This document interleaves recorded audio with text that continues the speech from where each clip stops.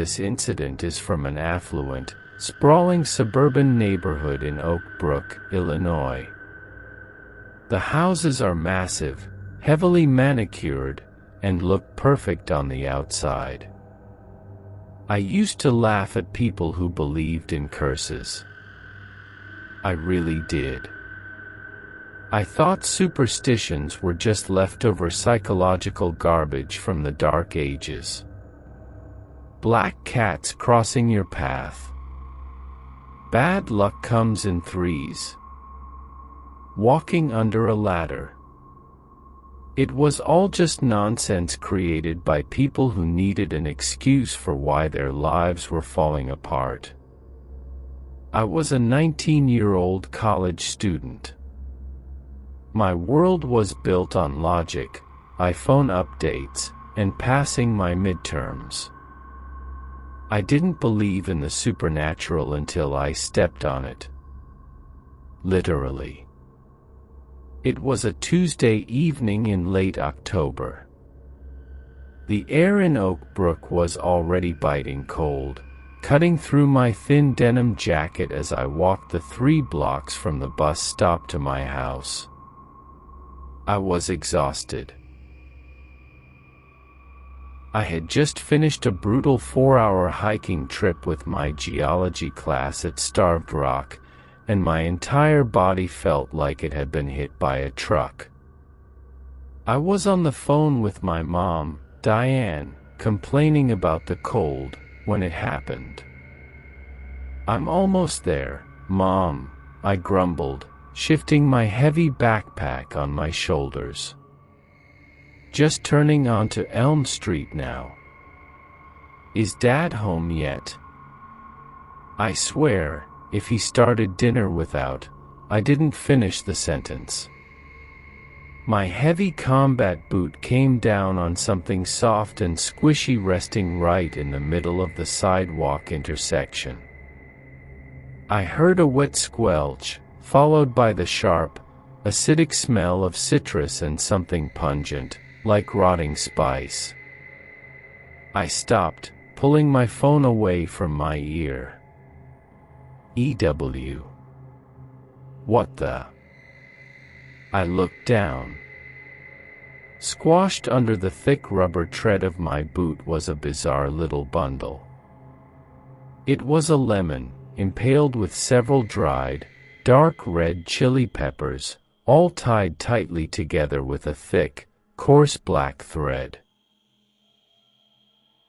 The lemon was completely crushed now, its pale yellow juice bleeding out onto the gray concrete. But it didn't look like garbage. It looked intentional. It was placed precisely in the dead center of the 4-way intersection. "Chloe. You there?" "What happened?" My mom's voice crackled through the phone speaker. "Nothing, Mom," I sighed, scraping the bottom of my boot against the curb to get the sticky lemon guts off my sole. "I just stepped on some weird trash. Looks like somebody dropped a lemon tied with peppers." The line went dead silent. "Mom. Chloe, did you step on it?" Her voice had changed. The casual, annoyed tone was completely gone. She sounded breathless. Panicked. "Yeah. It was right in the middle of the sidewalk." "Why?" "Listen to me. Don't touch it with your hands. Don't look back at it. Just walk straight home. Right now. Do you understand me?" I rolled my eyes so hard they actually hurt. My mom was prone to reading bizarre holistic blogs and getting worked up over nothing, but this was a new level of dramatic. "Mom, relax. It's just garbage. Maybe somebody's groceries broke. It is not groceries, Chloe, she snapped, louder this time. It's a hex. People tie sickness, curses, and dark spirits into lemons and chilies and leave them at intersections so the entity will attach itself to the first person who steps on it. It's a curse transfer. Please, just get home. I let out a loud, mocking laugh. A hex? Seriously? Are we in the Salem witch trials right now? Mom, I stepped on a piece of fruit. I'm hanging up. See you in 2 minutes. I killed the call and shoved the phone into my pocket. I looked down at the crushed lemon one last time. It looked pathetic. A superstitious trap for idiots. I shook my head, stepped over the mess, and kept walking down Elm Street. I should have listened. God, I really should have listened. Because the moment I turned my back on that crushed lemon, the streetlights on Elm Street flickered and died. The entire block plunged into deep, suffocating darkness. I stopped, my heart giving a slight, uncomfortable flutter. The neighborhood was dead quiet. No cars. No dogs barking. Just the rustling of the dead autumn leaves scraping against the pavement. I took a deep breath, telling myself it was just a blown transformer. I started walking again, pulling my jacket tighter around my neck. Then, I heard the footsteps. They weren't my footsteps. They were heavy, dragging, wet sounds coming from directly behind me. Scrape, slap, scrape, slap. Like someone walking with bare, muddy feet on the concrete. I froze. The dragging stopped. Hello. I called out into the dark, my voice trembling slightly despite my best efforts to sound tough. Nothing. I picked up my pace, walking faster. The dragging sound immediately started again, matching my speed.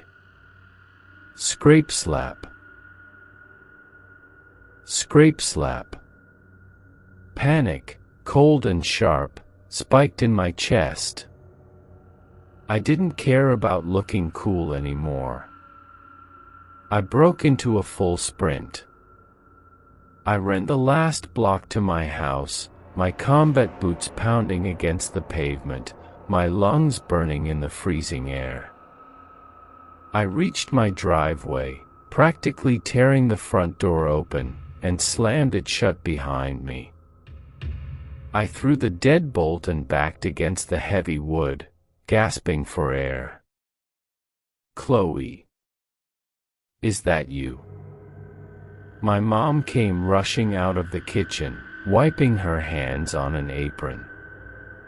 When she saw my pale, sweating face, she stopped dead. What happened? You look like you've seen a ghost. Just, the streetlights went out, I lied, swallowing hard. I wasn't going to tell her I got spooked by the dark after making fun of her curse theory. And I'm exhausted from the hike. My legs are killing me. She looked at my boots. She looked at the faint, sticky residue of the lemon still clinging to the rubber. She physically recoiled, taking a step back. Take those boots off right now, she whispered. Leave them on the porch. Do not bring them into this house. Mom, stop it. "You're freaking me out with this voodoo crap," I snapped, kicking the boots off in the foyer anyway. "Where's Dad?" "He's in his study," she said, her eyes still locked on my boots. "He brought work home again. Go wash up. Dinner is almost ready." I jogged up the sweeping wooden staircase to my bedroom. I felt dirty, sticky, and completely exhausted. The joints in my knees and shoulders were aching with a deep, throbbing pain that I attributed to the 4-hour hike. I turned on the hot water in my ensuite bathroom and splashed my face. When I looked up into the mirror, the breath caught in my throat. Standing directly behind me in the reflection of the bathroom mirror was an old woman. She wasn't just old, she looked ancient. Her skin was the color of dirty ash, stretched impossibly tight over her skull. She was wearing a tattered, filthy gray dress that looked like it had been buried underground for decades. Her eyes were milky white, completely blind, but she was staring right into my soul. And she was smiling. A wide, toothless, horrific smile. I screamed, a loud, piercing shriek that echoed off the bathroom tiles. I spun around, my back hitting the sink, my hands raised to defend myself. The bathroom was completely empty. I stood there, hyperventilating, staring at the empty space where she had just been. Just a hallucination, I chanted to myself, my voice shaking uncontrollably. Just exhaustion. You hiked for 4 hours. You're tired. It's not real. I backed out of the bathroom, keeping my eyes glued to the dark corners of my bedroom. I grabbed a fresh change of clothes and rushed downstairs. I needed light. I needed my parents. I needed normalcy. When I got to the dining room, my dad, Richard, was already sitting at the head of the long mahogany table, aggressively typing on his BlackBerry. He looked up as I walked in, his brow furrowed in permanent annoyance. Finally, he muttered, "How was the hike?" "You look terrible." "Thanks, Dad," I muttered, dropping into the chair next to him. The aching in my joints was getting worse. It felt like hot needles were being driven into my bones. My mom brought out a massive bowl of my favorite seafood pasta. Normally, I would devour it, but the smell of the shrimp and garlic hit my stomach like a rock. I felt violently nauseous. "Eat up, Chloe," my dad commanded, not looking up from his phone. "I don't pay $40,000 a year in tuition for you to starve yourself." I picked up my fork. I tried to stab a piece of shrimp, but my hand was shaking so badly I dropped the fork onto the china plate with a loud clatter. "What is wrong with you?" my dad barked, finally putting his phone down. "My joints hurt," I whispered, holding my aching wrist. "And my arm." "Mom, look at my arm." I pulled up the sleeve of my oversized sweatshirt. My mom gasped, dropping the serving spoon onto the table. Starting from my wrist and creeping all the way up to the crook of my elbow was a dark, angry, purplish-black rash. It didn't look like an allergy or a bug bite. It looked like the skin was dying, rotting from the inside out. It followed the exact pattern of veins under my skin, turning them black. "Oh my God," Mom breathed, rushing over to me. "What did you touch? Did you touch poison ivy on the trail?" "I didn't touch anything," I cried, the pain suddenly flaring to an unbearable level. "It's just an allergic reaction," my dad said dismissively, picking up his fork. "Diane, give her some Benadryl. She'll be fine by morning. Don't make a scene." I stared at him. The cold, dismissive tone in his voice triggered something inside me. But it wasn't my anger. It was a sudden, violent rage that I had never felt before. It felt hot, ancient, and purely malicious. It started in the pit of my stomach and surged up into my throat, tasting like bitter lemon and rotting spice. I didn't even realize I was moving until I had my hands on the table. With a roar that sounded far too deep and guttural to come from my own vocal cords, I flipped the massive, heavy mahogany dining table completely over. Plates, glass, steaming pasta, and silverware violently crashed to the hardwood floor. My dad jumped back, his chair toppling over, his face pale with shock.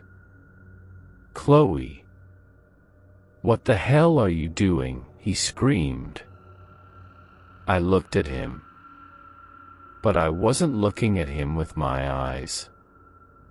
I could feel my face contorting into a sickening, wide, toothless grin. I could feel my body standing up straight, the agonizing joint pain suddenly vanishing, replaced by a terrifying, supernatural strength. "You think you can bury me?" I snarled. The voice that came out of my mouth wasn't mine. It was harsh, raspy, and dripping with venom. It was the voice of the old woman in the mirror. My mom started screaming, backing away from me, her hands covering her mouth. "Richard, what is wrong with her? You tore down my home, Richard," my mouth said, taking a slow, menacing step toward my terrified father. "You paid the exorcist to bind me to the fruit. You paid him to throw me in the dirt." My dad's face went from pale to a sickly, horrifying shade of gray. He recognized the words. He recognized the voice. "No," he whispered, holding his hands up. "The priest said, he said the curse was bound.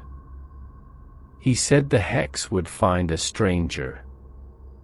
It didn't find a stranger, Richard," the hag inside me cackled, the sound echoing unnaturally in the large dining room. I raised my hand, pointing a single, trembling finger at him. "It found your blood. And now, I am going to tear your house apart from the inside out." I tried to stop myself. Deep inside my own mind, I was screaming, begging my arms to lower, begging my mouth to shut. But I was trapped. I was a passenger in my own body. The hag had stepped off the crushed lemon and right into my soul. And she wasn't leaving until everyone in this house was dead. I remember the exact moment my consciousness disconnected from my body. It wasn't like falling asleep. It felt like being violently yanked out of the driver's seat of a speeding car and shoved into the trunk. I was still completely awake, entirely aware of my surroundings, but I couldn't move a single muscle. I couldn't blink. I couldn't breathe unless she wanted to. After flipping the heavy mahogany table and screaming at my father with that raspy, ancient voice, my vision tunneled into blackness.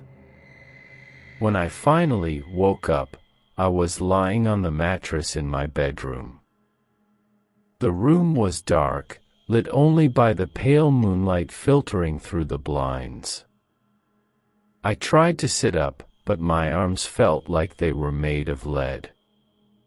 The dark, rotting rash that had started on my wrist had spread. It was creeping up my neck now, branching out like black lightning veins beneath my pale skin. The pain was excruciating, a deep, burning ache in my marrow, but I couldn't even whimper. My mouth was clamped shut.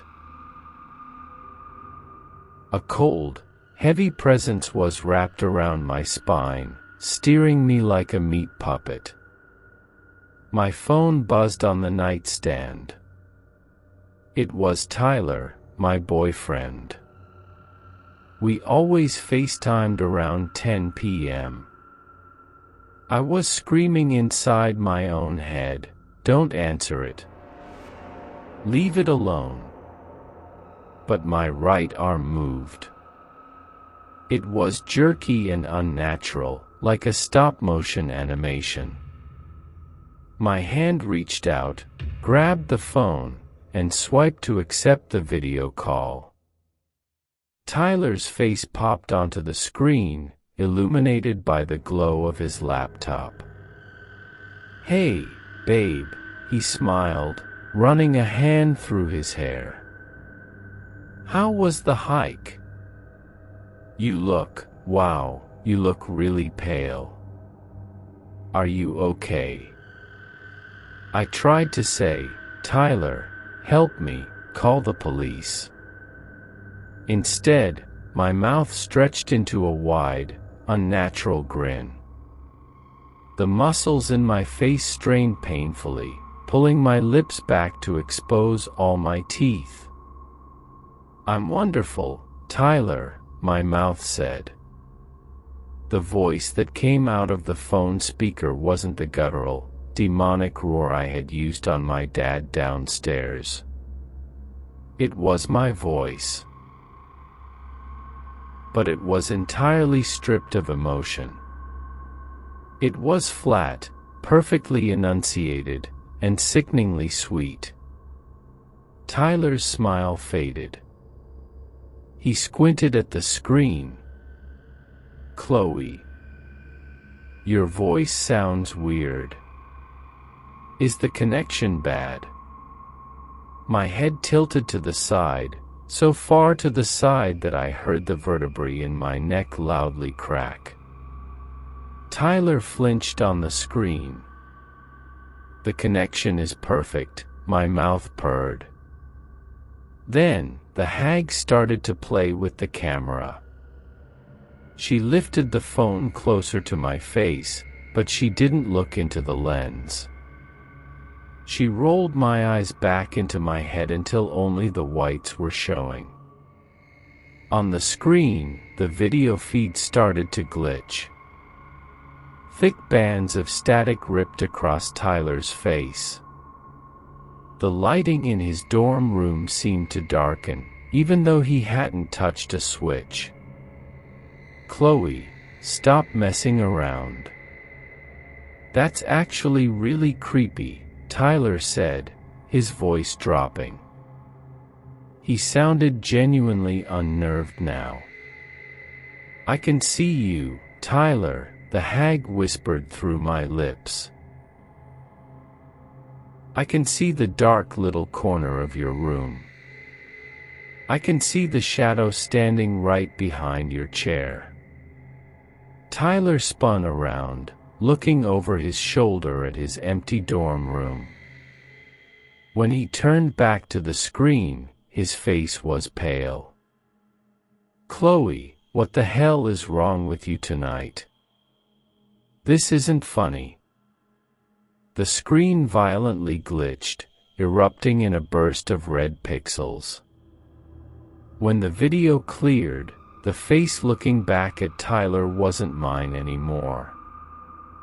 I couldn't see what was on the screen, but I saw Tyler's reaction. He screamed, a raw, terrified shout, and physically threw himself backward, knocking his desk chair over. "What is that? What the F*** is that?" The hag threw my phone against the bedroom wall, shattering the screen and killing the call instantly. She let out a dry, wheezing laugh that rattled my ribcage. The bedroom door creaked open. It was Maria, our housekeeper. She had been with us for 10 years, a sweet, deeply religious woman who practically helped raise me.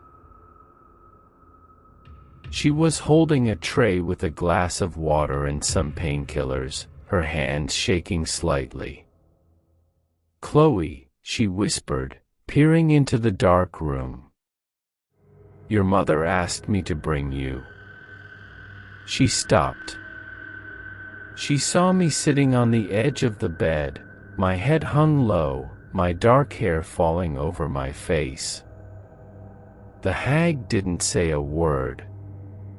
She just stood me up. I felt a surge of adrenaline so powerful it actually burned my veins.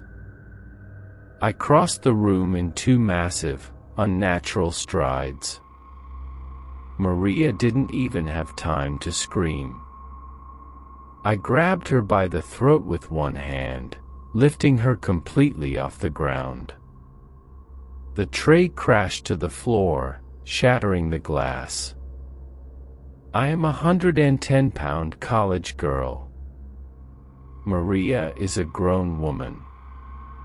But the hag lifted her effortlessly, pinning her against the doorframe. Maria clawed at my arm, her eyes wide with terror, her face turning purple. "Filthy," the hag hissed, using my voice, but layering it with that deep, ancient rasp. "You all tracked dirt into my house." With a flick of my wrist, the hag threw Maria across the hallway. She hit the opposite wall with a sickening thud and collapsed to the floor, groaning in pain. "Chloe." My mom and dad came running up the stairs, stopping dead at the top of the landing when they saw Maria on the floor and me standing in the doorway, my neck covered in black veins, my eyes black with rage. My dad wasn't just holding his phone, he was holding a heavy, iron crowbar from the garage. But his hands were shaking violently. Beside him was a man I had never seen before. He was tall, dressed in a long dark coat, holding a worn leather satchel. He didn't look like a priest. He looked like someone who lived in the shadows. "Elias," my dad choked out, pointing the crowbar at me. "That's her. Do something." Elias didn't flinch. He walked slowly down the hallway, stepping over the broken glass, his eyes locked onto mine. He pulled a handful of coarse gray dust from his pocket. "I warned you, Richard," Elias said, his voice deep and completely devoid of fear. "I told you the binding was unstable. The Hawthorne house was her home for 100 years. You tear it down, you rip her out, she's going to want blood." The hag inside me sneered. She opened my mouth to spit at him, but Elias was faster.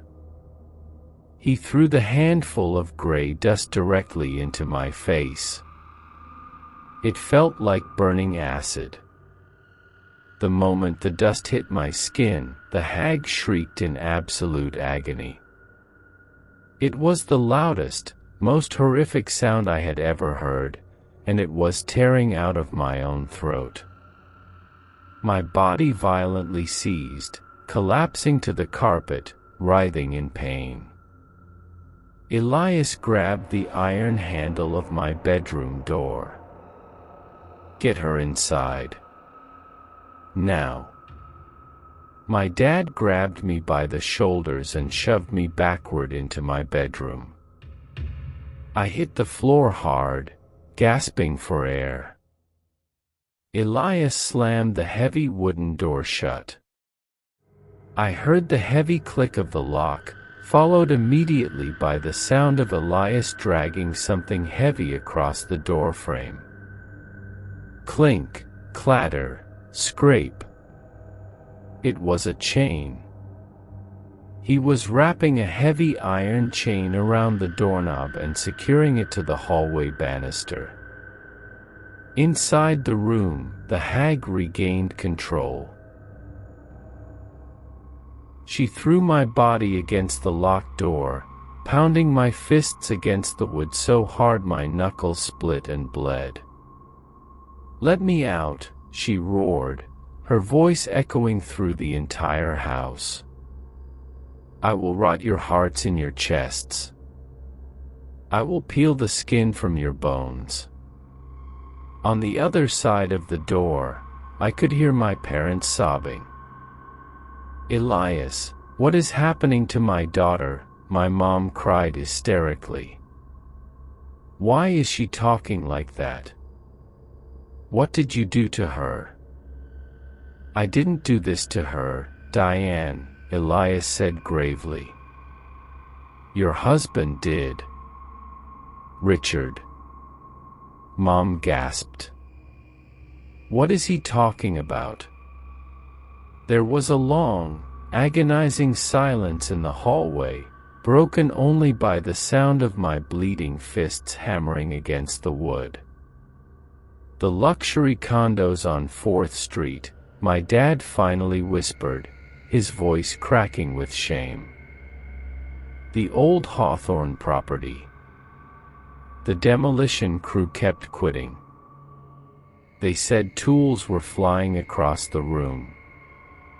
Men were getting pushed off scaffolds.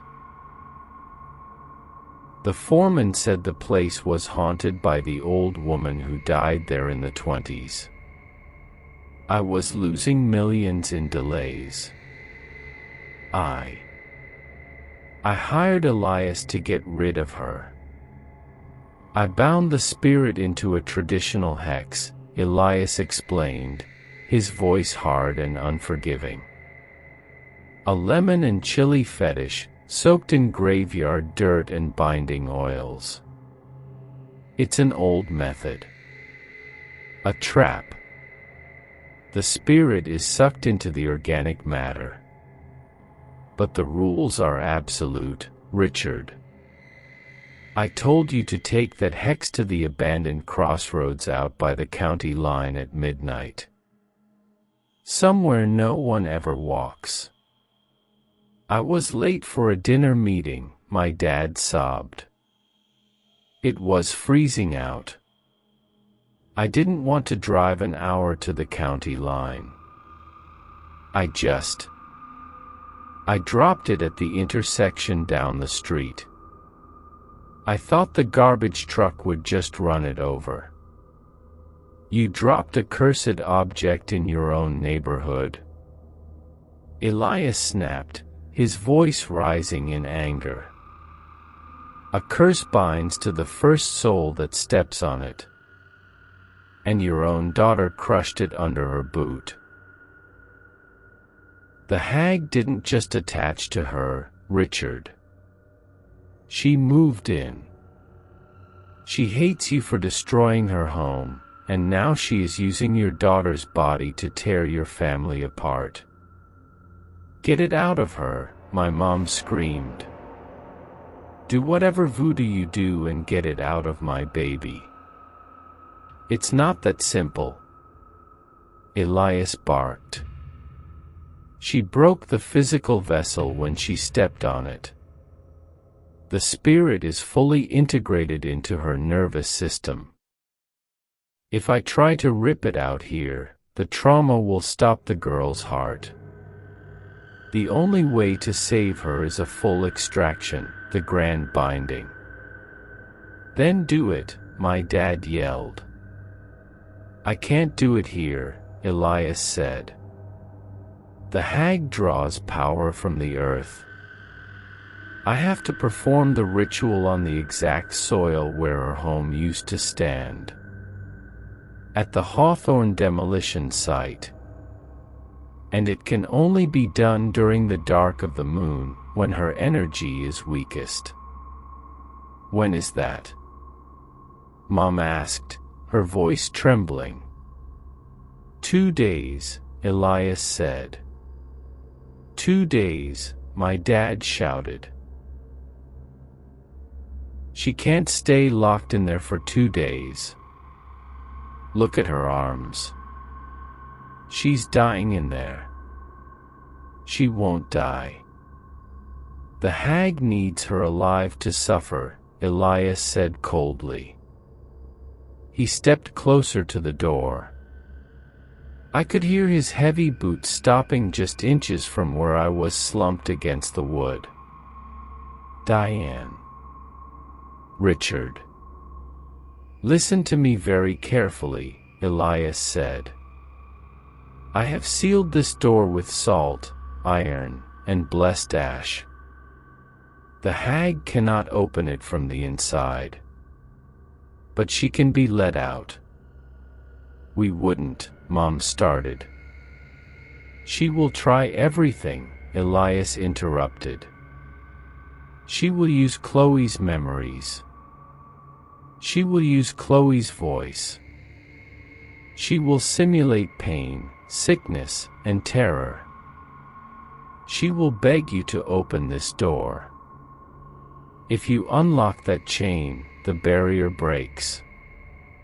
She will kill all of you, and Chloe's soul will be lost forever. Do you understand me? You do not touch this door until I return on Thursday night. The heavy footsteps walked away, fading down the stairs. The front door slammed. Silence fell over the second floor of the house. I was trapped. I was locked in my own bedroom, a prisoner in my own rotting body. The hag inside me paced the room, my bare feet leaving bloody footprints on the hardwood from where I had smashed my fists against the door. She walked over to the door and pressed my ear against the wood. My mother was still out there. I could hear her softly crying, sitting on the hallway floor right outside my room. The hag smiled. She knew exactly what to do. She let out a weak, pathetic cough. She forced tears into my eyes, real, burning tears that streamed down my cheeks. And then, she spoke. She didn't use the monster voice. She used my voice.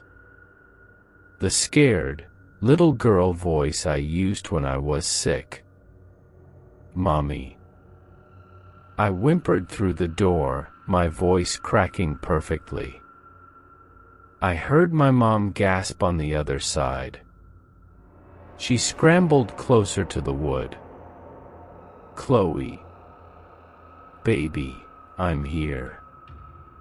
Mom is right here. Mommy, it hurts so bad, the hag cried, making my body slide down the door until I was curled in a fetal position. I'm so cold. I'm so scared. The dark lady is in the corner. She's hurting me, Mom. Please. Oh God. Chloe, hold on, just hold on, my mom sobbed, her hands frantically pressing against the wood. Please, Mommy, I begged, the tears pouring down my face. Just open the door a little bit. I just want to hold your hand. I just want my mom. I'm dying in here. Please, don't leave me. Inside my mind, I was screaming at the top of my lungs, M-O-M-N-O. Don't listen to her. It's a trap. Walk away. But my vocal cords belong to the monster. Please, the hag whispered through my lips, sounding utterly broken. I heard the terrible, fatal sound of iron shifting in the hallway. Richard isn't looking, my mom whispered, her voice choked with tears. I'm going to get the key, baby. I'm going to get you out. The hag tilted my head back against the wood, staring up at the dark ceiling. And she smiled. The heavy click of the deadbolt sliding out of place, it was the loudest sound I have ever heard in my life. Inside my own mind, I was throwing myself against the walls, screaming until my throat bled, Mom, no. Please, turn around. Run, but my body didn't move an inch. The hag kept me huddled against the floor, sobbing those fake, pathetic tears, waiting. The door slowly creaked open. Just a few inches. Just enough for my mom to peek her tear-stained face into the dark room. Chloe, she whispered, her hands shaking as she reached out to push the door wider. Baby, I'm right here. I'm going to get you out. She didn't even finish the sentence. The hag didn't stand up. She launched my body off the floor like an animal. My hands shot through the narrow crack in the door, my fingers curling into tight, iron claws. I grabbed my mother by the front of her sweater and violently yanked her forward. The heavy oak door slammed open, throwing my mom onto the hardwood floor of my bedroom. She screamed, a raw, deafening shriek of pure terror. I threw myself on top of her. The sobbing, sick little girl routine vanished instantly. My face contorted back into that wide, toothless, sickening grin. My hands wrapped around my own mother's throat, squeezing with a supernatural strength that made my own knuckles pop. I told you I'd peel the skin from your bones, the hag roared, the voice so deep and raspy it shook the picture frames on my walls. My mom was gasping, her eyes rolling back, her hands frantically clawing at my wrists. Stop! I screamed in the dark prison of my head. Please, stop, she's my mom. But the hag just laughed, a dry, wheezing cackle that tasted like grave dirt and rotting citrus. Diane. My dad's voice boomed from the hallway. He came tearing around the corner, his face pale with panic. He saw me straddling my mom, choking the life out of her. He didn't hesitate. He remembered what Elias had told him. He reached into his pocket and pulled out a small leather pouch Elias had left behind for emergencies, the blessed, crushing powder. He lunged into the room and threw the handful of coarse gray dust directly into my screaming face. The reaction was instantaneous. The hag shrieked, a sound like tearing metal. My lungs seized. The suffocating smell of burning sage and sulfur flooded my nose, and my eyes rolled into the back of my head. The strength vanished from my limbs.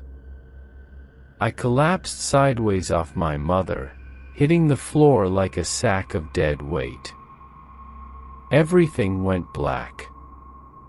When I finally clawed my way back to consciousness, the world was spinning. I wasn't in my bedroom anymore. The air was freezing. Biting, bitter wind was whipping against my face. I could smell damp earth, diesel fuel, and old brick. I tried to move my hands, but they were pinned. Heavy nylon zip ties dug painfully into my wrists.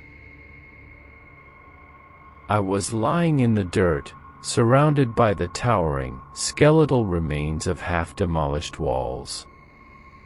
The Hawthorne property. My dad hadn't waited 2 days. He couldn't. The barrier was broken, and if the hag woke up inside our house again, we were all dead. He had loaded my unconscious body into the back of his SUV and driven straight to the demolition site in the dead of night. "Bring her into the circle," a voice shouted over the howling wind. It was Elias. My dad grabbed me under the arms, hauling my dead weight across the freezing mud. He dragged me into the center of a massive, glowing ring that Elias had poured into the dirt. It looked like crushed salt mixed with something dark and shimmering, iron shavings, maybe. The moment my body crossed the threshold of the circle, the hag woke up. She ripped control away from me so violently my spine arched off the dirt. I snapped my head up, my black, rotting veins pulsing visibly in the moonlight. "This is my house," the hag screamed, using my voice, but amplifying it until it echoed off the broken concrete foundations around us. "You tore down my walls. You poisoned my soil. You cannot bind me here. You don't have walls anymore." Elias shouted back, stepping right up to the edge of the salt ring. He wasn't holding a cross. He was holding a rusted iron spike and a heavy, leather-bound book. "Your home is gone. Your time is over. I will kill you all," the hag hissed, thrashing wildly against the zip ties. She forced my body to lunge at Elias, but the moment my shoulder brushed the invisible barrier above the salt ring, a blinding spark of white-hot energy cracked through the air. My body was violently thrown backward into the dirt. The hag shrieked in agony, the smell of ozone and burning hair filling my nose. She couldn't cross the line. "Leave the girl alone," Elias commanded, his voice booming with authority.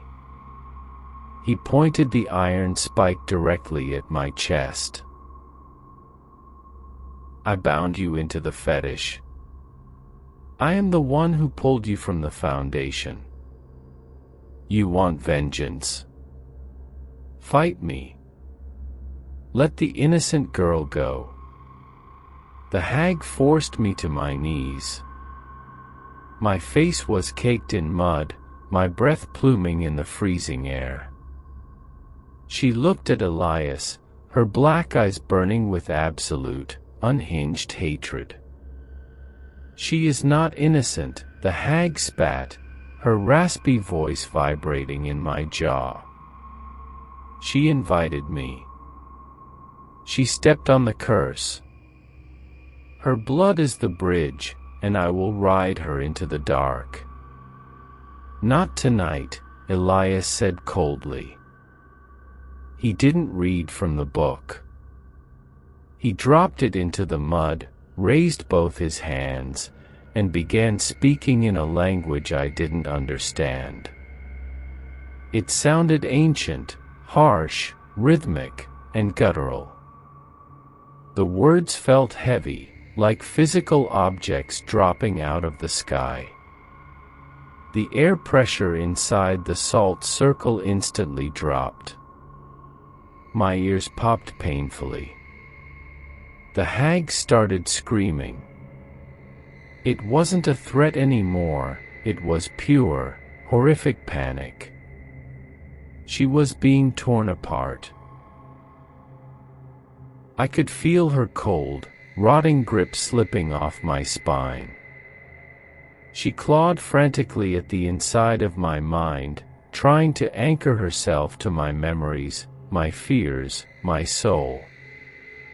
"No," she roared, thrashing my body against the freezing dirt, my bound hands bleeding from the struggle. Elias threw the iron spike directly into the ground at my feet. A shock-wave of heat ripped through the circle. It felt like a massive, invisible hand reached straight down my throat, grabbed the freezing, malicious shadow wrapped around my heart, and violently ripped it out. Black, oily smoke erupted from my mouth. It poured out of me in a thick, choking cloud, shrieking and wailing as it hit the freezing wind. The smoke writhed in the air above me, trying desperately to form the shape of the old, toothless woman, but the wind caught it, scattering the black ash into the night. The terrible pressure inside my head vanished. The burning pain in my joints stopped. I collapsed face first into the mud, gasping for huge, ragged lungfuls of air. "Chloe." My dad broke the salt line, sprinting into the circle and dropping to his knees. He grabbed me, pulling me into his chest, his hands frantically cutting the zip ties off my wrists. He was crying, burying his face in my muddy hair. "I've got you," he sobbed. "I've got you, baby. I'm so sorry. I'm so sorry." I hugged him back, my whole body shaking uncontrollably. I was me again. I was alone in my own head.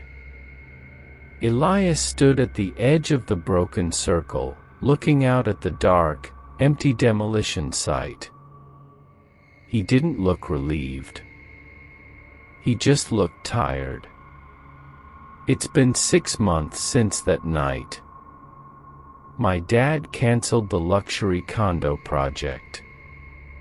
He sold the Hawthorne property at a massive loss and refused to ever explain why to the board of directors.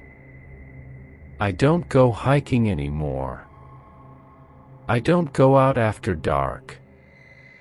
And I am terrified of my own reflection in the bathroom mirror. People laugh at the old superstitions. We get so caught up in our modern lives, our phones, our college degrees, our logical explanations, that we think the old warnings are just stupid fairy tales. They aren't. They are survival rules. Last week, I was walking to the grocery store with my mom. As we crossed the street, a guy in a business suit was jogging past us, staring down at his phone. He was heading straight for a small, strange bundle lying in the gutter, a crushed lemon, wrapped in black thread, pierced with 3 dried red chilies. My mom froze, her face going completely white. I didn't think.